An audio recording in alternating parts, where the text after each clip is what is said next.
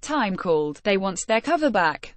Donald Trump, who is as incapable of telling the truth as he is of running a country, has apparently made up yet another lie about Time magazine in what is now a running series of Uyghur time-sensitive lies.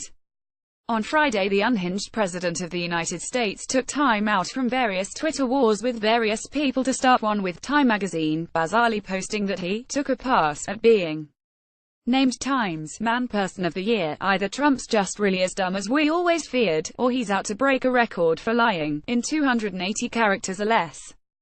First off, the editors of Time couldn't have called him to offer him Man Person of the Year because they have called the annual honor Person of the Year for 18 years. Worse, Time refuted the whole idiotic presidential tweet, saying, "The president is incorrect about how we choose Person of the Year." Okay, now, not to panic anybody, but this guy's obsession with Time magazine is bordering on dangerous. It's so severe it propels the leader of the free world to tell increasingly outrageous lies about it, and him lies that are as obviously false as his hairline. Tan and MEURYEPA. It all began in 2009, when Donald hung up, in several of his residences and public spaces, a giant blow-up of his first Time cover. Dated March 1, 2009, the cover features his photo and exclamation point-laden cover lines like, "Trump is hitting on all fronts, even TV," and worse, "Donald Trump, The Apprentice, is a television smash, only problem. It's a giant fake." It looks even faker than the fake Time covers you get at photo booths at bar mitzvahs. Trump's false cover is so bad it's even dated March 1, 2009, which was a Sunday. Time only publishes on Fridays. This is as seriously dim as buying a genuine $25 14-karat gold Rolex watch on the street. So you'd think after being shamed by the giant faux pas cover, he'd stop already. But no. Unable to control himself, on Friday he fake news tweeted that he just turned down Time. Time magazine called to say that I was probably going to be named Man Person of the Year, like last year, but I would have to agree to an interview and a major photo shoot. I said probably is no good and took a pass. Thanks anyway. Nadab Khan Arab. Getty Images. Trump is no more capable of turning down a cover shoot than he is of turning down a fresh bucket of KFC. In fact, as they say, the most dangerous place on the planet is standing between Trump and a camera.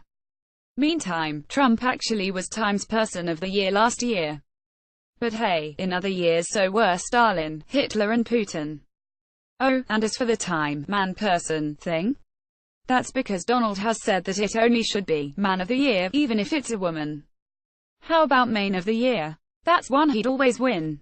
Happy holidays, Jefferson Siegel. New York Daily News. Who put the ho into ho ho ho? Why, none other than a pop-up pawn shop in Soho offering not just those always appreciated stocking stuffers like gold handcuffs and fur-trimmed sex toys, but they even have a public bed in the joint where you can act out on a camera which will live stream your nasty on the Pornhub.com site to its 64 million viewers. Remember just a few short years ago when getting caught doing stuff like that was embarrassing? Locals in the area are shocked that a pawn shop with in-person visits by porn stars and first-floor displays of sex toys would open, cheek be howled to upscale stores like Moschino, Celine and Alexander Wang. You know, the kinds of stores where hideous hedge funders and Chinese and Russian moguls kids shop. But really, the aptly titled pop-up store is just what the rich Soho residents deserve. They're the ones who ruined what was once an inexpensive neighborhood for artists and pawn shops by moving in and turning the creative hub into a nightmare neighborhood of $5,000 baby strollers, the suburban mall of Manhattan. Ho ho ho. Carlos Barreroitas and out, like Flynn looks like Michael Drive. Strange love. Flynn has decided that being in bed with the feds is better than lying alone in the dirty cot of politics. The New York Times reported that Flynn's lawyers have stopped communicating with Team Trump, which likely means that Robert Mueller may have pried Flynn's steel jaw open with an offer of, say, something less than being hanged for treason. Put it this way, if they weren't talking to them, they'd still be talking to each other. The mere idea that Flynn might be turning faster than a rotisserie chicken at Boston Market drove Norman Eisen, President Barack Obama's White House ethics czar, into a Twitter frenzy, calling the Trumps a crime family. Yes, the Trumps are like the Corleones, except all the sons of Fredo. California Department of Corrections and Rehabilitation via Reuters. Manson estate circus. A war is brewing over Charlie Manson's estate and his remains. What estate? Yes, there is cash. Ugh. And then there's the rights to images, music and clothing. Seriously, how can there be rights for such horrific wrongs? In typical Manson helter-skelter fashion, the psychopath left two wills for two people, a pen pal and a man who claims to be his son. Manson's friend, Ben Gurecki, told the news, Charlie will be given a headstone, a proper burial where people will be able to grieve, or deface it as they see fit. I will absolutely not let this continue to be a circus. Facebook, if that's not circus freak show, then what is? The only thing to grieve about is that Manson was ever born in the first place. Manslaughter for deer hunter. A hunter near Buffalo killed a woman when he mistook her for a deer.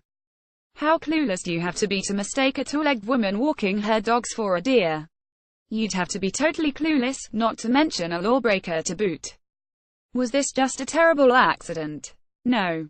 When Hunter Thomas Jadlowski shot and killed Rosemarie Bilquist, he happened to be hunting 40 minutes after sunset, which is 40 minutes worth of illegal. Manslaughter is possible when one person kills another during the committal of even the minor criminal act. Jadlowski was committing a minor criminal act which turned into a major tragedy. Nothing less than manslaughter would be fair to Bilquist and her grieving family.